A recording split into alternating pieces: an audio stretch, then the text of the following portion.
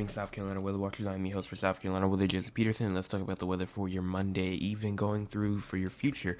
We do have some showers up here just inside of the upstate of South Carolina, as well as over here inside the low country of South Carolina, just to south of Beaufort as well, and over here near just to the east of Augusta, we do have some rain over there.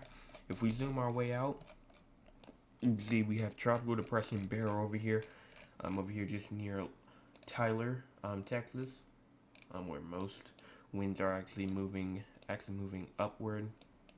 Most of the winds now are actually kind of dying off. We do have still some strong wind probably up to like 30, 40 miles an hour, but definitely not as strong as it was before. Definitely not strong as it was before.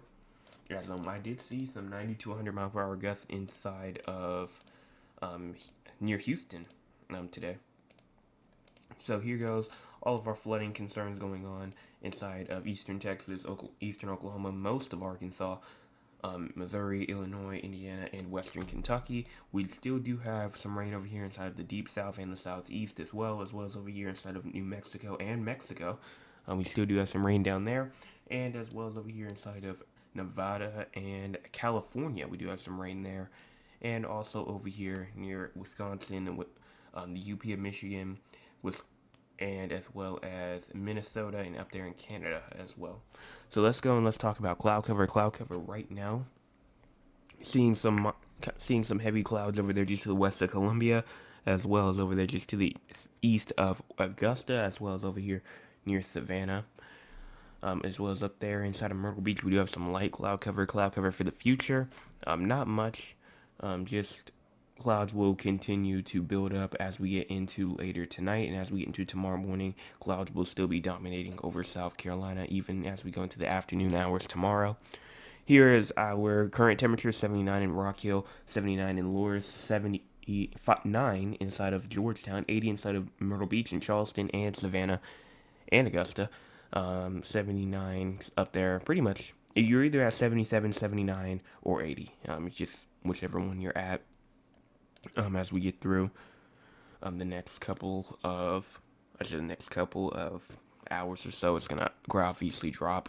And here's the low temperatures with those as well: 74 Greenville, Spartanburg, Anderson, and Rock Hill, 76 in Columbia, 79 in Charleston, Hilton Head Island, 78 Myrtle Beach, 76 inside of Georgetown, 75 Aiken, 76 Sumter, Florence, 75 in Dillon. Here's our forecast precipitation for the next 24 or so hours. You can see that around a quarter of an inch to a half an inch possible in Orangeburg, quarter of an inch to a half an inch possible in Moncks Corner, tenth of an inch to a quarter of an inch in Charleston, tenth of an inch to a quarter of an inch in Myrtle Beach, quarter of an inch to a half an inch possible in Hilton Head Island. And again, this is for the next 24 hours. This is not for tonight. This is for the next 24 hours as a whole. But we're going to go talk about the models anyway, and we'll look at the timing, and we'll go see what time it could potentially rain at your doorstep, as here it is, the models. Let's go to the 18Z and move our way back. You can see it loading at the top. And as we get to around later tonight, seems like most of the rain will pretty much be finished until we get to around 4 o'clock in the morning, where we can see some more rain pop up in the Tri-County region of South Carolina. And then as we move through around 10, 11 o'clock in the morning, around more showers pop up near the coast. Again, same timing that it did today, around 10, 11 o'clock. And they will eventually move their way onshore, bringing thunderstorms. Again, low country South Carolina, Midlands, PD region of South Carolina as well. Upstate, we'll even start to see some showers and storms as we move into around 3, 4, 5 o'clock in the afternoon. And as we get into around tomorrow evening, 7, 8, 9 o'clock, more showers and storms will continue over most portions of South Carolina. And then around 3, 4, 5, 6 o'clock in the morning, more showers will be possible near the coast and in the PD region. So still a very active thunderstorm period. And then here's our SPC outlook for the next 3 or so days. Here's the TSTM that we have for today. Again, everyone has a shot of seeing some thunderstorms for the rest of tonight if some rain does get going. Maybe except for like the very northern portion of South Carolina, but here is day 2. We do have another TSTM. Again, regular thunderstorms are possible again tomorrow if rain does get going. Same thing with Wednesday as well, more thunderstorms are possible. I got around an inch at my house today. And then in terms of excessive rainfall as well, because that's another issue. We're gonna tonight do have a marginal risk of excessive rainfall if any thunderstorms get going in the western portions of South Carolina. Tomorrow, really only for like the Beaufort, Hilton Head regions, Allendale regions, and the very northwestern portion of South Carolina.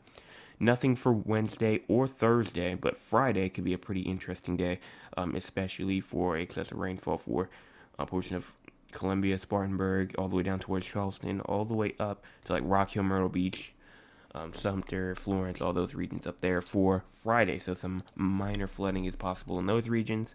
And now let's go and let's talk about the tropics because Beryl is still out there. Right now it's a tropical depression. Right now, winds sustained 35 miles an hour with gusts of up to 45 miles per hour. Water levels will remain elevated along Galveston Bay and along the coast of Texas. Considerable flash and urban flooding is expected through tonight across portions of upper Texas coast and across eastern Texas.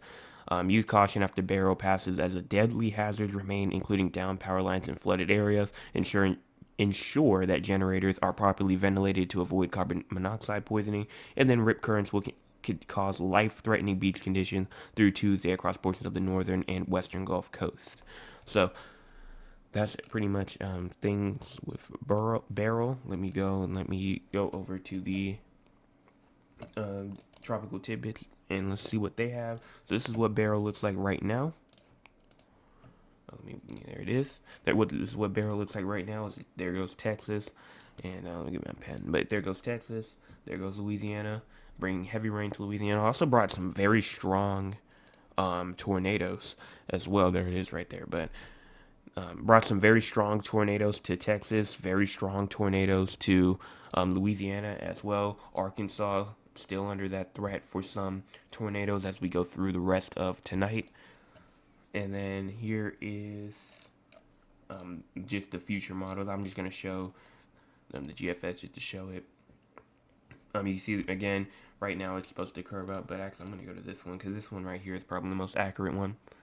Right now, Beryl is forecasted to go and stay a tropical depression, so stay winds of up to 30 miles per hour with gusts of up to 40 miles an hour. That could be expected pretty much from southwestern Mexico all the way through Little Rock, Arkansas, the Boot Hill, Missouri, southern Illinois, southern, or say central Indiana, like Indianapolis. Detroit can feel that, and Canada as well can feel that as well. Again, winds sustained 30 miles an hour with gusts of up to 40 miles an hour throughout pretty much this entire cone right here. Is all possible. Now, not everyone will see that, but like the majority, and especially people that's closest to the storm, will see that. Again, not dangerous, but still gusty winds and heavy rainfall, especially heavy rainfall. That's going to be the biggest concern out of everything. So that's it for the tropics. And again, I really think once Beryl's done, we won't really have anything else to look for unless something happens like right before Beryl dissipates. But now let's go and let's talk about the future, and then we'll talk to the audience, and then we'll be out. So here is the GFS model. And as you push this forward, you can see moisture will continue as we get to around July the 9th, July the 10th, July the 11th as well. And even July the 12th, we can see some more precipitation fall. Let's just skip forward all the way through the 13th, isolated showers, and with the 14th, the 15th, the 16th, and the 17th, and the 18th. And especially the 19th seems to be pretty big rain days. And even you can see kind of like a little low pressure forming over South Carolina. And as it goes out to sea, it might try to do something, I'm not sure. And that's around July the 19th, where I was just talking about that huge plume of moisture. And you can even see it if we go to the continental United States. And we go to the 500 millibar height anomaly. You can see there goes Beryl right there. Let me make sure everything's loaded up. And there goes July the 19th, where actually it seems to be that we're actually under like a pretty normal. I guess I should say that this model really does not think that the low pressure will really do much, which is probably why it's still highlighted in orange. But right now, again, nice weather seems to be happening for the next, I'd say almost until like the end of June. No like big storm systems. Now obviously rain, thunderstorms, all are possible, but in terms of big storm systems, big severe weather, not really likely right now. And seems like no hurricanes either, like I was saying earlier. No hurricanes, tropical storms. So I think we're good on that front too. So let's go and let's talk to the audience. If you want to be a part of the audience, you can by joining us at 9 o'clock p.m. Eastern Time. We only have two people inside the chat. My nana says hello, Jay, and then my cousin says hi. So hello to you both and to the other 7 people that are here. Also, 5 likes and 7 people watching. Let's get the like button up a little bit. So we're going to go do our San Antonio and Raleigh forecast, and then that's pretty much going to be it for today. Very short. Tonight, again, not really a lot to talk about, and I've been trying to shorten up the forecast in the evening, because it was around 30 minutes the other day.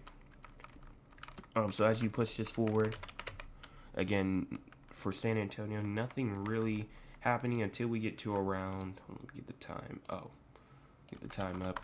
Nothing really happening until you get to around 4 or 5 o'clock, somewhere around there, on tomorrow. And then maybe some more thunderstorms as we move in through the evening hours, the later evening hours, and then that's pretty much it for you. In terms of temperatures, let's go and look at that. So there it is right here. Wait for the thing to load up. We get to low temperatures for tonight. Bring my my SPC as well over here. There we go. All right. So in terms of low temperatures will be around 74, 73 tonight. And as you get to tomorrow, high temperatures around 96, low temperatures around 74 tomorrow. And then as you get into Wednesday, high temperatures around 98. And then as we move over here towards Raleigh, North Carolina, move over here. And then as we get into tonight, low temperatures seems to be around 73, high temperatures around 94 tomorrow morning or tomorrow afternoon. Low temperatures seems to be around 75 tomorrow night, and then high temperatures will probably be like in the low to mid 90s on Wednesday. So that's pretty much it for the both of y'all. In terms of severe weather, nothing really, especially for severe weather. No severe weather is expected for either of the regions. In terms of excessive rainfall, though, you do have some excessive rainfall possible. Pretty much, I'd say, let me see, where is it at? In Raleigh, North Carolina for Friday. Seems to be for Friday. So you do have a 5% risk of seeing some minor flooding on Friday. I'm just looking at my other screen. You guys can't see it, but for Friday, minor flooding risk on that day. So if a thunderstorm does occur, watch for some minor flooding in some spots. And that's all that I have. I don't see any other questions. I don't see anything else that I need to cover for. Also, make sure that you guys hit the like button, the subscribe button, and the share button as well, because we're getting closer and closer to our goal of 200 subscribers. Right now we're at 143 still. So hopefully we can get to, 150, I'd say, by at least next week. That would be a good check mark or a good landmark to be at before we get to our goal of 200. So I'm shooting by 150 by next week. It could be by the end of next week. It could be by the beginning of next week. Just sometime next week, I want to be at 150. So if you guys can make that happen, that would be amazing. And that's pretty much all that I have. So everyone have a fantastic rest of your Monday evening, and I will be back tomorrow morning, hopefully, with another. Hey, yeah.